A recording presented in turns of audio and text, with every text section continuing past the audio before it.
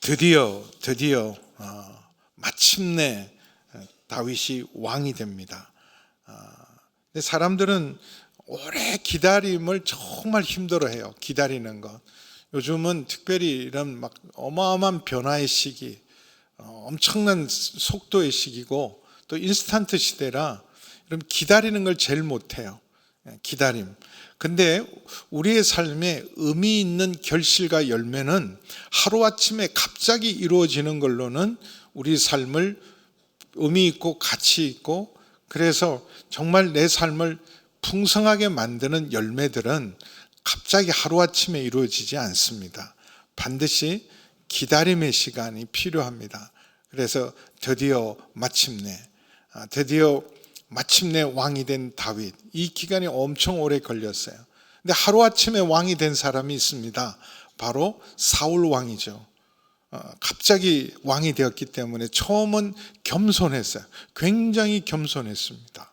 겸손했지만 결국 그 영광의 무게를 이기지 못하고 실패한 왕으로 끝납니다. 우리나라에도 여러 왕들이 있었는데 전혀 준비되지 않았고 자기도 왕 될 줄 몰랐는데 갑자기 왕 된 사람이 강화도령이었던 철종임금. 철종은 정말 저 왕족이기는 하지만 전혀 왕 될 제목도 못 되고 자기 족보로 따져도 왕이 안 될 사람이고, 그래서 강화도에서 그냥 강화도령으로 살다가 그때가 이제 이 풍양조씨, 안동김씨들의 세도 정치를 할 때 아니에요. 이렇게 그냥 허수아비 아무 영양가 없는 왕 하나 찾다가 저 강화도령이 있으니까 데리고 있자. 철종은 어떻게 생각하면 굉장히 불쌍한 거죠. 전혀 준비되지 않는, 왕은 돼 있지만 왕노릇 제대로 해보지 못하는 그냥 꼭두가시 노릇하던 철종. 그건 불행이에요. 국가적으로도 불행이고 개인에게도 그건 영광이 아닙니다. 하나님께서 중요한 일일수록 기다리게 하세요. 그래서 준비하게 합니다. 그래서 드디어 마침내 이루어질 때 그 축복을 감당할 수 있는 실력, 능력, 그릇이 준비돼야 돼요. 그럼 로또 복권 받아서 벼락 부자 된 사람이 행복한 사람이 없어요. 그걸 관리할 능력이 없어요. 껍데기는 화려해졌는데 속은 아무것도 안 변하면 껍데기는 커졌어요. 외부에 사람들이 의리하려 할 만큼 저걸 어떻게 평생 먹고 살 만큼 해도 넘치겠다. 근데 그거 실력 없으면 그게 오히려 독이 되고 재앙이 됩니다. 그래서 대부분 하나님께서 우리의 삶에 정말 가치 있고 의미 있는 것은 기다리게 하세요. 그런데 이 기다리는 시간이 정말 어렵죠. 그래서 낙심할 때가 많습니다. 하나님 앞에 간절하고 지금 당장 발등에 떨어진 불, 수많은 문제들의 응답을 받고 또 하나님의 말씀대로 또 순종하면 살았는데 응답이 지체되고 더딜 때 낙심할 때가 많아요. 근데 예수님 이렇게 말합니다. 항상 기도하고 낙심하지 마라. 낙심하지 마. 하나님은 지금 반드시 실수하지 않으세요. 절대로 실수하지 않아요. 우리를 향한 계획을 갖고 계세요. 다 계획이 있고 뜻이 있는데 사람마다 다 다르세요. 하나님께서 하시는 일에는 하나님은 이 역사를 만들어 가시잖아요. 역사를. 하나님 역사를 만들어. 이 세상 역사라는 게 막 인간들이 움직여가고 미국이 중국이 막 움직여가는 것 같지만 하나님이 궁극적으로 이 세상의 역사를 이루어 가십니다. 근데 그 역사를 이루어갈 때 그 하나님의 뜻과 하나님의 계획을 이룰 하나님의 사람들을 언제나 준비시키는데 어떨 때는 80년씩 준비를 시켜요. 모세는 80년, 아브라함은 75세 때 부르시고, 그리고 이삭을 주기까지 25년을 기다리게 하십니다. 다윗도 10대 때 왕 된다고 했어요. 사무엘을 통해서 기름 부으시면 앞으로 네가 왕이 될 거야. 10대 때 왕이 되고 나서 기름 붓고 나서 1년 후에 3년 후에가 아니라 무려 거의 15년 정도의 세월이 걸려요. 그 기간 동안. 근데 그 기간 동안 정말 왕자처럼 왕의 교육을 받고 최고의 교육을 받고 왕실 교육을 받은 게 아니에요.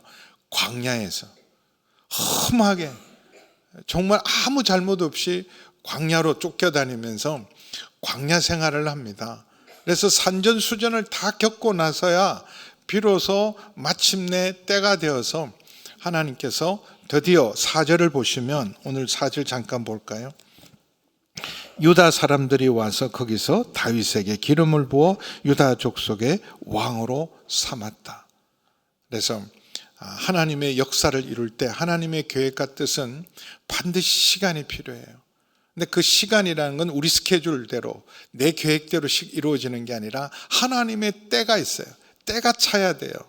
아무리 급해도 하나님이 가장 정확해요. 지금이 때다. 지금이 준비되었다. 메시아를 보내신다는 약속은요, 처음부터 하셨어요. 타락하자마자 에덴 동산에서 메시아를 약속합니다. 창세기 3장 15절 여인의 후손이 뱀의 후손의 머리를 밟을 것이다. 약속하셨어요. 그리고 모세를 통해서도 메시아를 보낸다고 약속합니다. 예수님 오시기 1500년 전에 나와 같은 선지자를 일으킬 것이다. 그리고 다윗에게는 내 자손, 내 씨를 통해서 온 세상을 구원할 메시아를 보낼 것이다. 예수님 오시기 1000년 전에, 이사야를 통해서는 700년 전에, 이런 수많은 예언자를 통해서 기다리고 기다렸는데 나라가 망해도 메시아가 안 옵니다. 나라가 망해도. 그러면 하나님의 약속 이게 뭐야? 나라가 망했는데도 메시아를 안 보내? 아직 때가 안 된 거예요. 그리고 드디어 때가 차서 예수님이 오셨잖아요. 때가 차서 오셨는데 예수님도 별로 안 움직이셔요. 아니 당장 움직이셔야 돼요. 때가 차서 움직이시면 적어도 15부터 20살부터 일하셔야 되는데 아무것도 안 하고 계속 목수의 일을 합니다. 그리고 공생애가 시작되었었는데도 사람들을 정말 주목할 만한 일을 하지 않고 늘 시골에 계셨어요. 그래서 요한복음 7장에 보면 형제들이 답답해서 아니 세상에 당신 드러내려면 왜 이 시골 구석에 처박혀서 이러고 있냐고, 나가서 온 세상에 나가서 좀 뭔가 기적과 능력을 보여라고. 형제들도 그럴 만큼 아니 이 시골 구석에 묻혀가지고 세상이 알아주기를 기다리면 되냐. 근데 예수님은 항상 언제나 뭐라 그래요? 아직 내 때가 이르지 않았습니다. 물을 포도주로 변한 가나안 혼인잔치에서도 마리아가 부탁했을 때조차도 아직 내 때가 이르지 않았습니다. 그래서 때가 차야 돼요. 우리 인생에 우리가 급하지만 정확해요. 때가 차기 전에 여러분 미리 받은 복은 복이 안 됩니다. 오히려 나를 무너뜨리게 되고 주변을 고통스럽게 할 수 있어요. 그래서 하나님의 때를 기다리는 게 진짜 믿음입니다. 주를 신뢰하고 하나님의 때를 기다리는 사람들. 그러면 그 때를 기다리는 믿음으로 사는 사람은 어떻게 사는가? 하루하루 성실하게 사는 거예요. 윤동주 선생님이 서시라는 시가 있습니다. 잘 아시는 것처럼 하늘을 우러러 한 점 부끄러움이 없기를. 하늘을 우러러 한 점 부끄러움이 없는 삶, 그 삶을 위해서 그는 오늘 나에게 주어진 길을 가야겠다. 그때가 얼마나 캄캄한 데입니까? 나라 망했어요. 아무 소망도 없어요. 또 윤동주 선생님은 결국 해방을 못 보고 독립을 못 보고 돌아가시잖아요. 그럼에도 불구하고 끝까지 소망을 가지고 오늘 나에게 주어진 길을 가야겠다. 하루하루 주를 신뢰하고 주를 향한 그 길을 한 걸음 한 걸음 걸어갈 때 주의 역사가 이루어지고 반드시 때가 차면 드디어 마침내 응답하시고 역사하시고 하나님의 말씀이 이루어질 줄 믿습니다. 근데 이렇게 한 걸음 한 걸음 가기 때문에 과정이 중요해요. 왕이 되고 대통령이 되는 게 중요하지만 우리는 사람들이 자꾸 결과에 집착해요. 결국 대통령 됐잖아. 결국 국회의원 됐잖아. 결국 서울시장 됐잖아. 이게 중요한 게 아니라 과정이 중요해요. 어떤 과정을 밟아서 그 과정이 간증이 돼야 돼요. 수단과 방법을 가리지 않고 목적을 이루는 게 아니라 여러분 그 간증이 되고 과정이 필요합니다. 그래서 이런 긴 과정을 통해서 우리에게 교훈과 책망과 바르게 함과 의로 교육해서 여러분 그 간증을 통해서 마저 하나님의 일하심, 하나님의 역사, 그리고 반드시 때가 되면 이루시고 우리를 하나님의 약속을 믿는 자를 부끄럽게 하지 않으시고 우리의 얼굴을 들게 하시고 하나님의 때가 가장 정확한 때임을 우리가 압니다. 그래서 다윗은 지금 왕이 될 찬스가 왔어요. 그동안 오랫동안 기다렸던 사울이 죽었잖아요. 사울이 전사합니다. 그러면 바로 왕이 될 수도 있는데 또 기다리고 한 걸음 한 걸음 하나님의 인도를 받습니다. 2장 1절에 보면 그 후에 다윗이 여호와께 여쭈아뢰되, 자, 사울은 죽고 이제 권력의 자리는 공백이에요. 그럼 당장 가서 내가 하나님이 나를 왕으로 부었고 이제 사울은 죽었으니 당연히 내가 왕이 돼야 된다. 그럴 것 같은데 여쭤봐요. 망명 생활을 청산하고 1년 6개월의 시글락의 생활을 청산하고 이제는 하나님의 땅, 약속의 땅으로 들어갈 때인 걸 알고 여쭤봐요. 어디로 가면 됩니까? 올라가도 되겠습니까? 이제 유다 땅으로 들어가면 되겠습니까? 근데 사실 아직 위험해요. 이 사울이 전사하고 그러지만 여전히 사울의 왕조입니다. 사울 왕조이기 때문에 아직도 위험해요. 그럼에도 불구하고 하나님 여쭈에 유다 땅으로 들어가라. 지금 혼란하고 지금 권력이 공백 상태에 있고 어지럽지만 지금 올라가라. 그리고 그러면 또 한 번 물어봐요. 어디로 갑니까? 많은 땅 중에 어디로 가야 됩니까? 내가 원하는 게 아니라 하나님이 헤브론 땅으로 가라. 헤브론 땅으로 가라. 근데 이 헤브론 땅을 다윗은 1년 6개월 동안 이때를 위해서 사실은 한 게 아니라 그동안도 돕고 있었어요. 아말렉이나 블레셋에 의해서 약탈당하고 어려울 때마다 정말 어렵게 도왔어요. 들키지 않게. 블레셋에게 소문나지 않고 이 지역, 유다 남방 지역을 돕는 일에 아주 정말 다윗은 있는 힘을 다해서 돕습니다. 전리품을 자기가 가지지 않고 이걸 유다 땅 힘든 자기 동족들을 위해서 그 전리품을 챙겨주고 친구로 만듭니다. 사무엘상 30장 26절 먼저 보겠습니다. 다윗이 시글락에 이르러 전리품을 그의 친구 유다 장로들에게 보내요. 그동안도 잘 도왔기 때문에 친구가 되는 거예요. 그럼 실제로 사울의 원수입니다.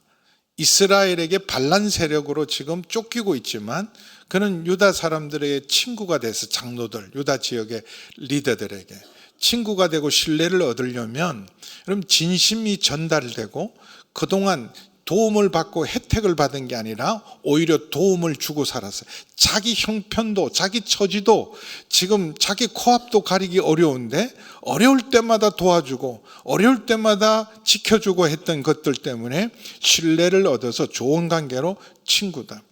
예수님도 우리가 우리의 재물을 가장 잘 사용하는 것은요, 돈을 가지고 뭘 해야 되냐? 사람을 얻는 일, 친구를 얻는 일. 근데 우리는 돈을 위해서 친구도 우정도 가족도 다 버립니다. 그런데 나중에 가면 여러분 돈은 남을 수 있지만 아무도 없으면요, 여러분 그 나머지 인생은 외롭고 쓸쓸한 인생이 되는 거예요. 근데 사람을 얻는 일, 다윗은 자기 처지도 힘들지만 더 어려운 유다 지역을 도우면서 친구가 되면서 좋은 관계를 유지했고 30절 보겠습니다. 30장 사무엘상 30장 30절 또 31절 우리 보겠습니다. 31절이 중요한데요. 여러 지역을 도우면서 마지막 헤브론에 있는 자에게와 다윗이 그의 사람들이 왕래하는 모든 것을 보내서 좋은 관계를 맺었다가 이 헤브론으로 하나님 올라가라.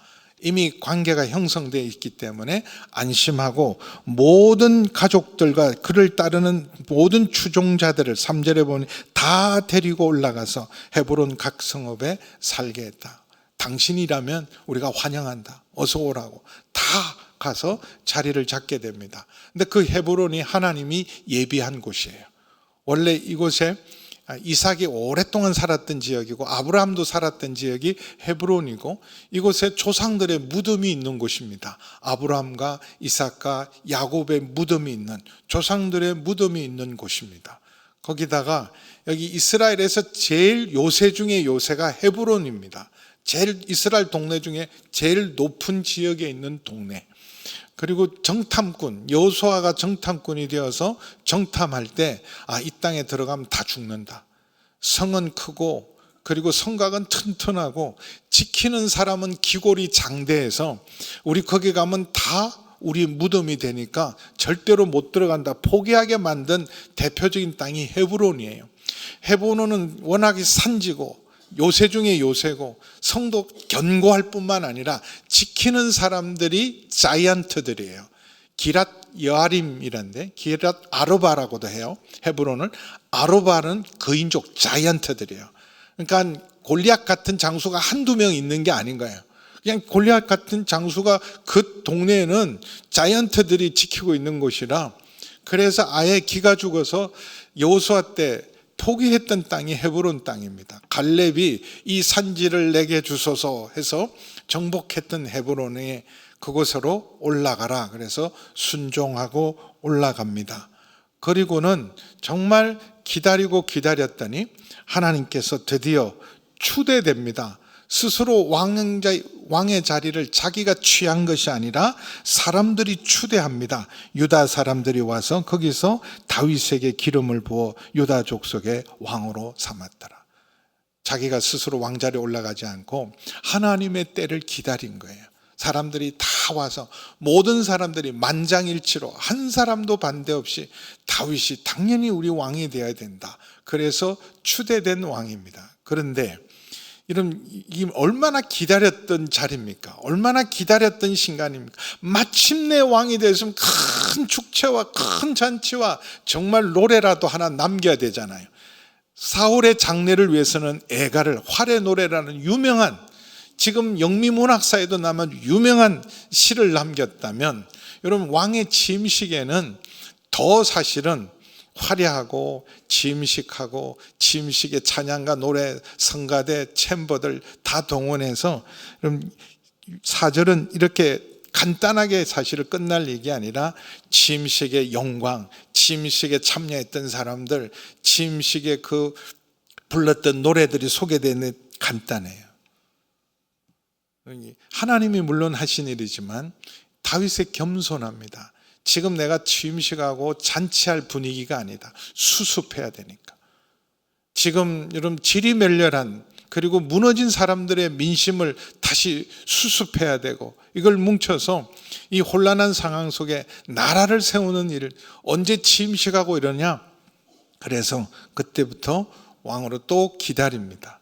그래서 이렇게 유다 왕이 됐는데도요, 놀라운 사실은 또 기다려요. 이 여세를 몰아서 이제 유다 지파뿐만 아니라 모든 이스라엘 전체의 왕이 될 수도 있었어요. 왜냐하면 지금 군대다운 군대가 없어요. 길보아 전쟁에서 완전히 주 전력이 완전히 다 전멸했습니다. 그리고 다 흩어지고 이런 상황에 유다 지파가 딱 뭉쳐서 다윗이면, 이전에 다윗이 이스라엘 전체의 영웅이었잖아요. 골리앗을 물리친 영웅이고 다윗은 만만이라고 노래했던 사람들이 그 여세를 몰아서 이 사울의 남은 세력들을 정리하고 쉽게 이스라엘 전체의 왕이 될 수 있었는데 또 기다립니다. 하나님이 세울 때까지 얼마나 기다리느냐?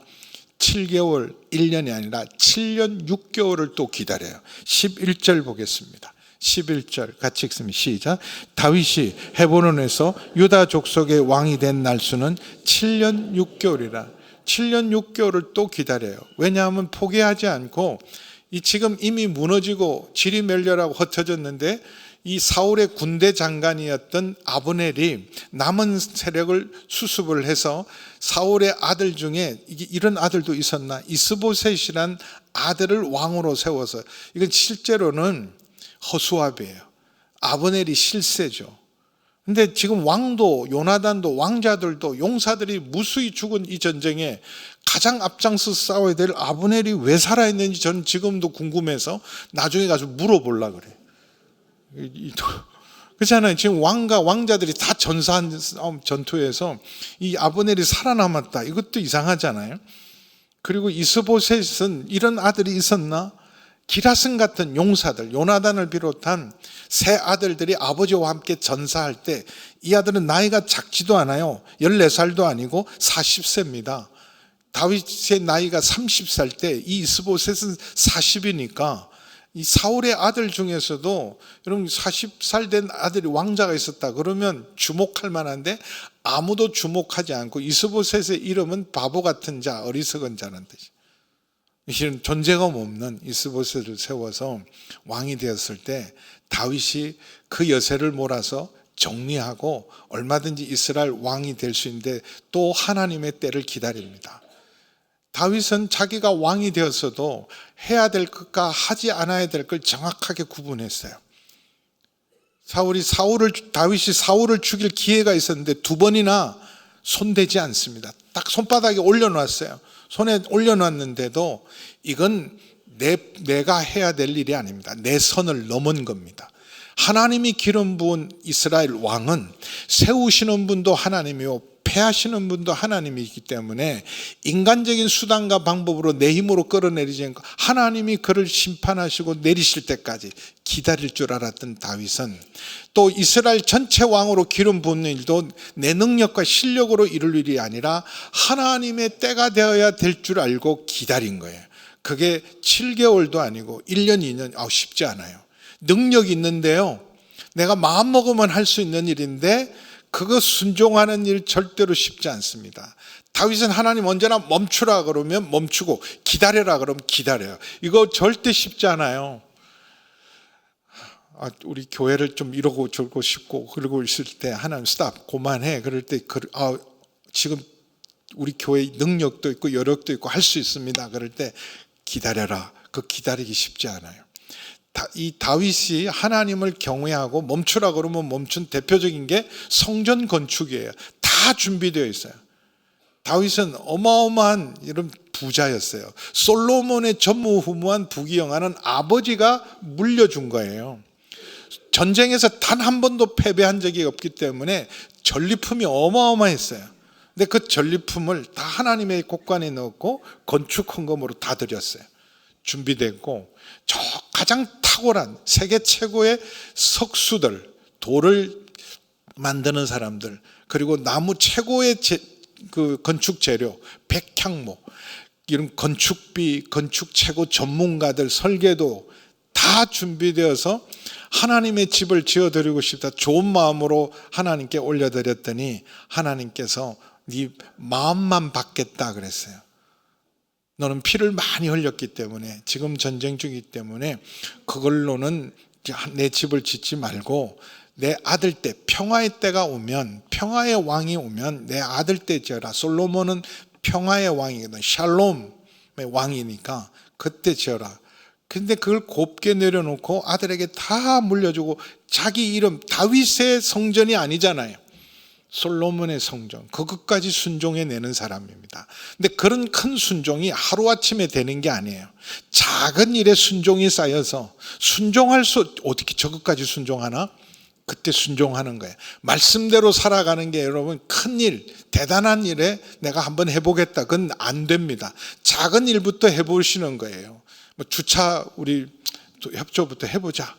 바자회 하는 것부터 나가보자. 그리고 여러분 기도하는 자리부터 나가보자. 작은 순종이 쌓여서 좀 기회가 되면 나는 4부 예배 드려도 되니까 3부 예배 배워주고 4부 예배 드리러 가자. 근데 그 아무것도 안 하고 제대로 된 건 내가 때가 되면 한번 해보고도 못해요. 작은 순종이 쌓여야 결정적인 순종을 할 수 있습니다. 그래서 다윗이 이때도 기다려요. 몇 년을 기다렸다고 실력 있는데 7년 6개월을 기다려서 하나님이 모든 사람의 마음에 이제 다윗이 우리를 이끌어주고 왕이 되었으면 좋겠다. 이스라엘 전체 마음이 다 돌아왔을 때까지 7년 6개월을 기다립니다. 그리고는 그가 왕으로서 했던 많은 일 중에 처음 했던 일을 이렇게 기록하고 있습니다. 뭘 했냐? 길앗 야베스 사람들을 축복하고 그들을 모든 사람 앞에 이들이 참 귀한이고 선하고 아름다운 일을 했다고 길앗 야베스 사람들을 축복하고 포상하는 일을 제일 먼저 했어요.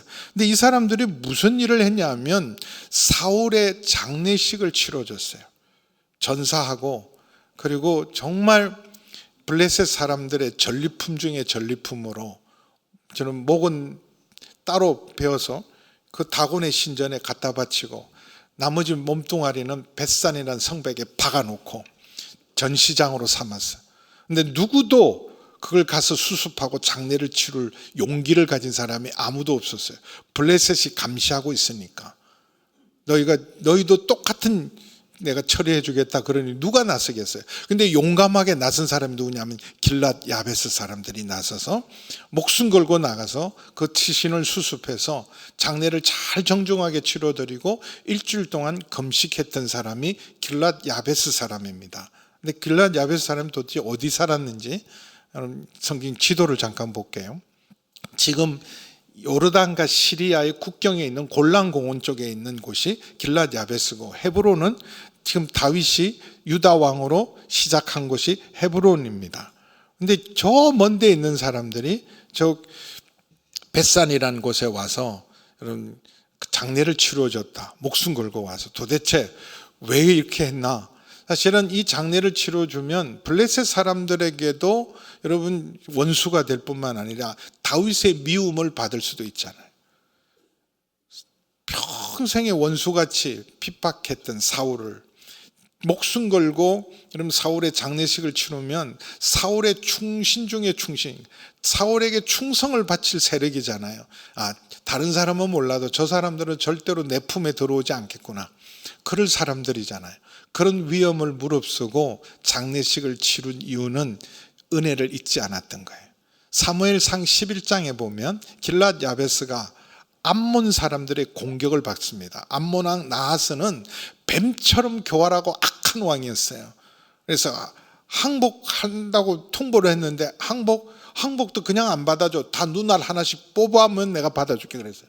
싹 다 없애고 살려면 눈알 하나씩 뽑아. 얼마나 끔찍합니까? 그래서 우리에게 일주일만 시간을 달라.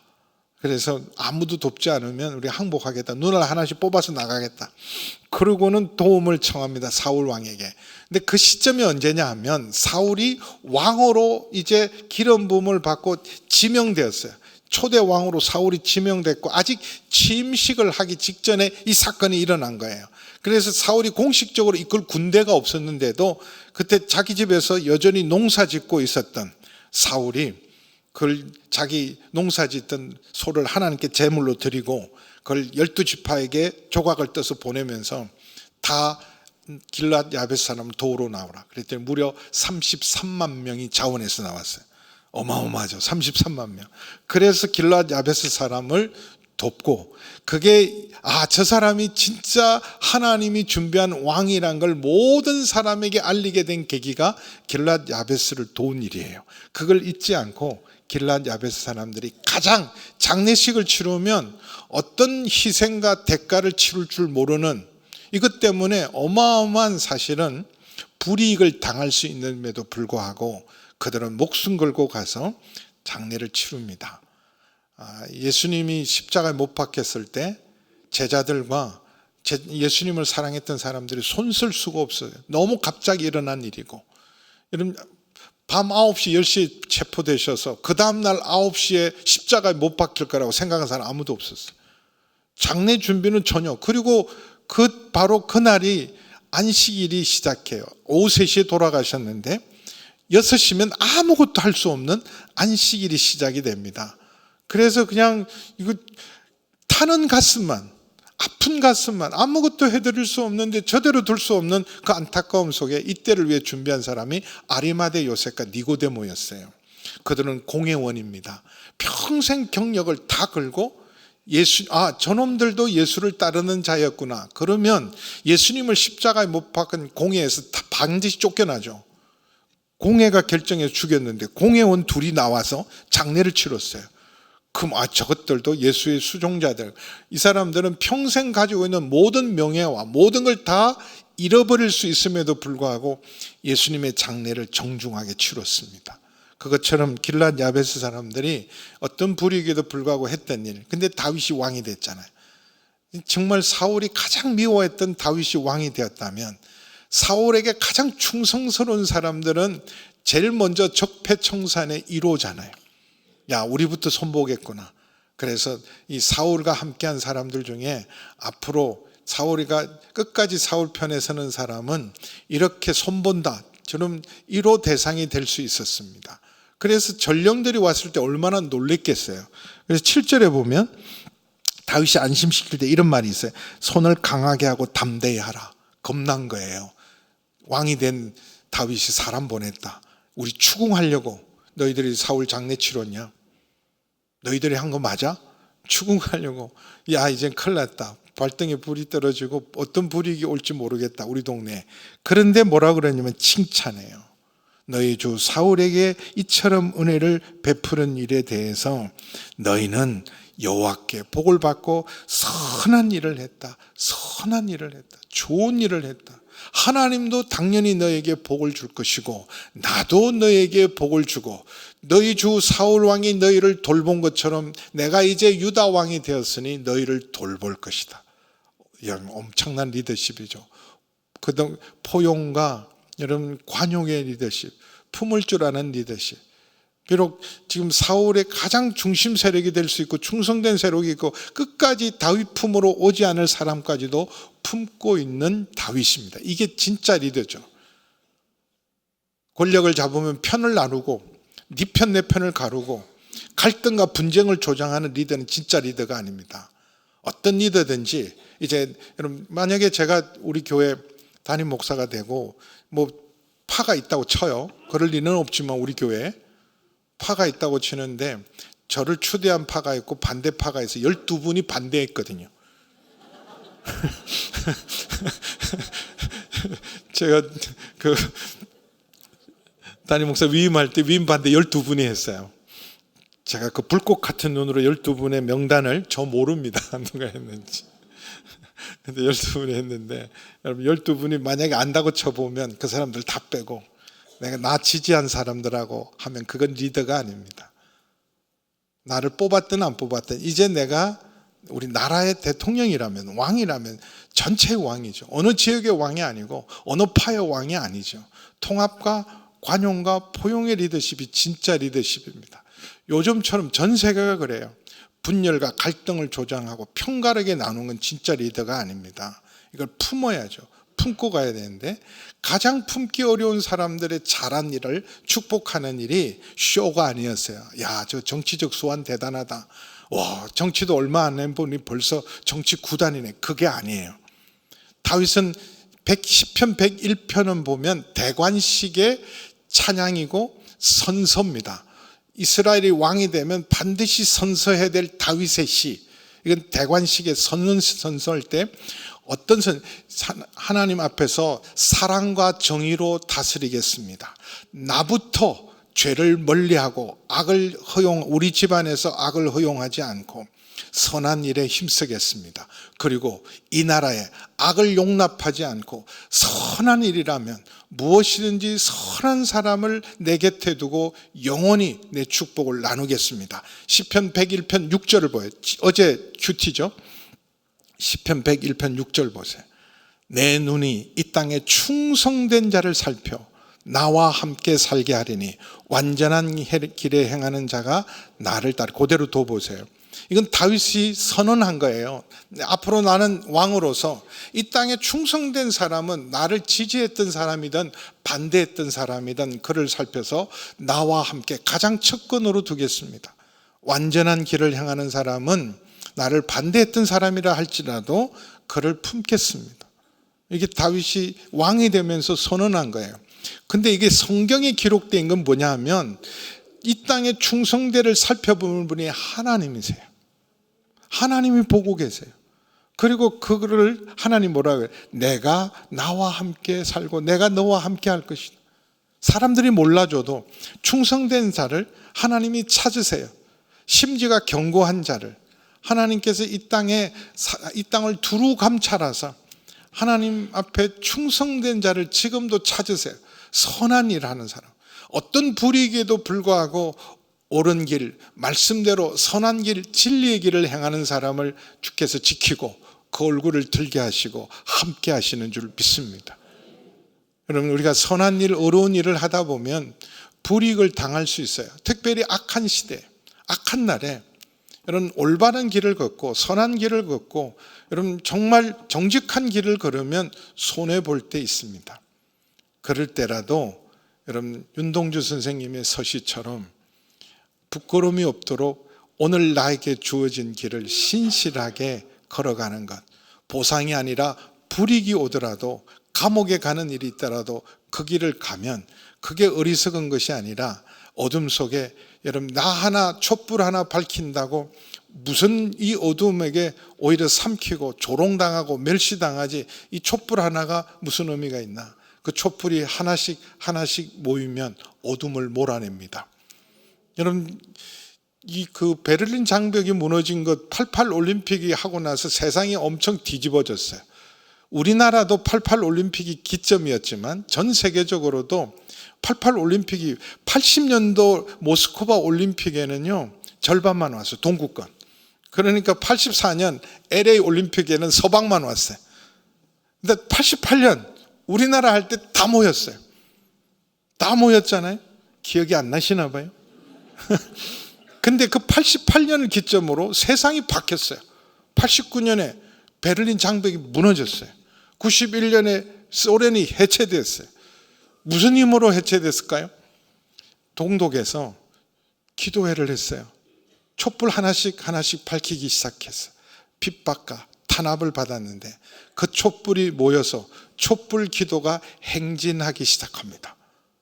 근데 처음에는 하나둘 모였던 100명, 1000명 단위가 나중에는 감당할 수 없는 수십만 명이 되니까 군인들이 손들고 그냥 베를린 장벽이 무너지고 여러분 총 하나 무슨 비행기 한 대 안 뜨고요. 동독이 그대로 무너졌어요.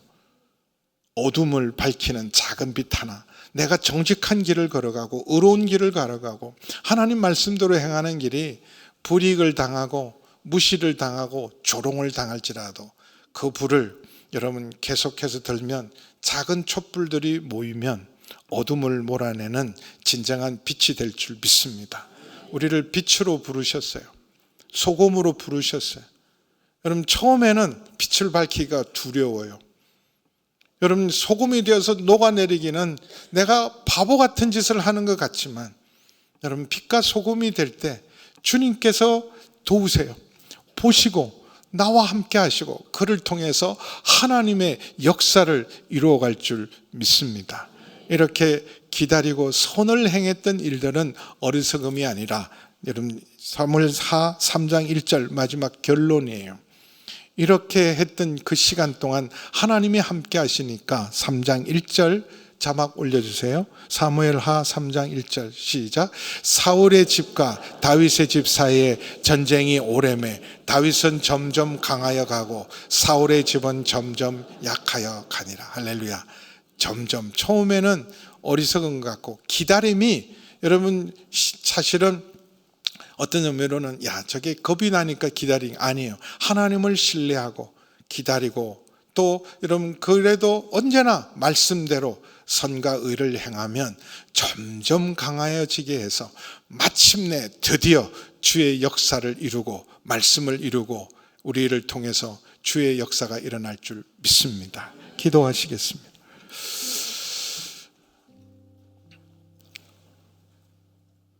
아버지 하나님, 항상 기도하고 낙심하지 말고 눈물로 씨를 뿌리면 기쁨으로 단을 거두리라 말씀하셨습니다. 하나님 아버지, 악한 날에도 아버지 하나님 빛이 되게 하시고 어두운 날에도 빛이 되게 하여 주셔서 하나님 어떤 불이익 속에서도 말씀대로 진리의 길을 걷고 선한 일을 할 때 주께서 마침내 역사하시고 아버지 하나님의 때를 이룰 하나님의 사람들, 하나님의 역사의 주역들로 세울 줄 믿습니다. 아버지 하나님, 갑자기 주어진 축복이 아니라 하나님 그릇을 준비하고 때가 차면 주님의 역사를 반드시 이룰 줄 믿으며 한 걸음 한 걸음 오늘 주어진 그 길을 충성스럽게 믿음으로 걸어가는 저희 모두가 되게 하여 주옵소서. 예수님의 이름으로 기도하옵나이다.